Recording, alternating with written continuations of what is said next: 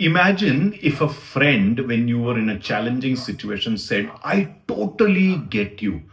But immediately after that, started trying to distract you, or then went off on his or her own way and did not even check back with you. Or think about that time when you were the boss, or somebody else's was your boss, and you were going through a bad patch, and the person said, "I can understand what you're going through, but can we talk about how we can get your work done?" And how you can deliver on these targets.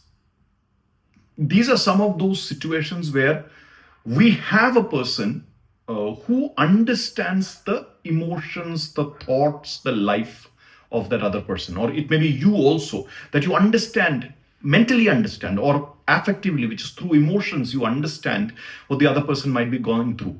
But you are in so much of a hurry with your life, you're so much of in a hurry with whatever is happening around, that you want to push the person forward, take them into some other area, or you want to move on and really not help that other person. And this is where empathy in modern life can many times be just hollow words. It is really not doing anything to help the other person, maybe not even offering help, because you are missing out on compassion. Too many people are too many busy and too many selfish vested interests for them to even consider genuinely helping the other person. And this can create a big problem. In fact, let me go back to a very commonly used term. There are many people who say that if you want to be empathetic, step into the shoes of the other person. You know what? Figuratively, also, if you're trying to step into the shoes of the other person, you will still only understand where that shoe pinches you. You will never know where that shoe pinches the other person, because your foot is yours, their foot is theirs. So, in the true sense, if you want to relate to the other person, you need to have a lot of compassion. You need to be realistic. So, let me add this: empathy plus a lot of realistic grounding and desire to help is compassion. And that's where we need to ask the other person, understand the other person, be with the other person. Now, let's say the first example where your friend said, or you said to the other person, I totally get what you are sharing with me. Can you help me understand? Is there is something that I can do to immediately move you forward? Or is there anything more that I can do right now to make you feel better? Or is there something that I can do to work with you so that you know where you are headed with the situation? Something you can say. Or when it was at the workplace, if you are the manager, or the other person was the manager, and you said that I totally understand the situation you're going through, but let's see how you can deliver this work. Instead of that, you have made a statement which said, help me understand how can I be of help in reducing your load, or help me understand what is it that I can do in the day, various stages of your work, so that this can be a manageable workload for you. Do you think there is somebody else who can help? Is there an alternate, better, faster way that you and I can together achieve this? So you are talking about taking real action. Same way, go back to your children. If they are struggling with studies, struggling with school, instead of lecturing them on morals or values, is there a way you can sit down and talk through the various stages of problem solving? What are they going through? What is it that they need to understand? What is it that you need to understand about the problem that they're going through? What kind of choices could you guys make? How would you really shape the whole process of your child getting to the results?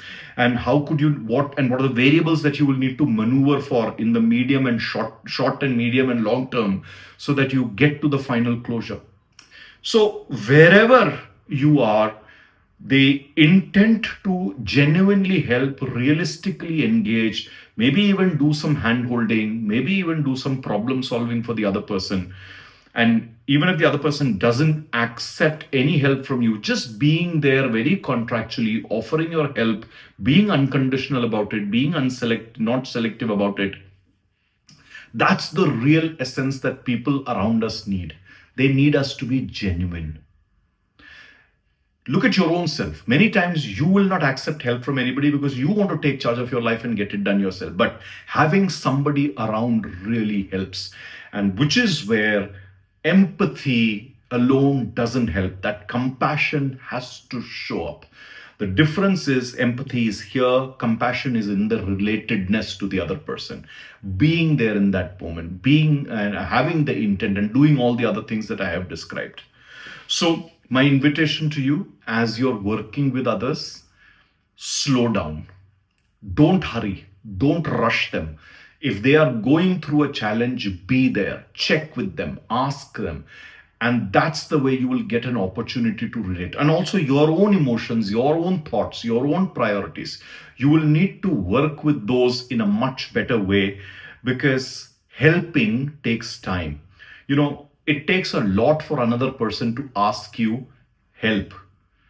But that is not the only thing that takes courage. Helping other people takes courage because you then have to manage not only your life, but also the commitment that you're making to the other person. So if you are someone who shows words as empathy, then ask yourselves, are you really scared of taking any responsibility of helping somebody else? Highly likely that's what is stopping you because there are consequences that you think will come your way, load that you think will come your way, and none of that fear is going to help you with the relationships that you have with life, whether it's with your children or your spouse or your family or friends or at work. If you're constantly scared of taking responsibility and helping others, you will not be a good partner in any relationship. People will not value you over a period of time. So the point of compassion is not just about helping others. The point of compassion is to help yourself be better in your relationship. So for the sake of others and for your own sake and for the sake of the relationship that you have, I really wish that you cultivate compassion and not just have hollow verbal or mental empathy.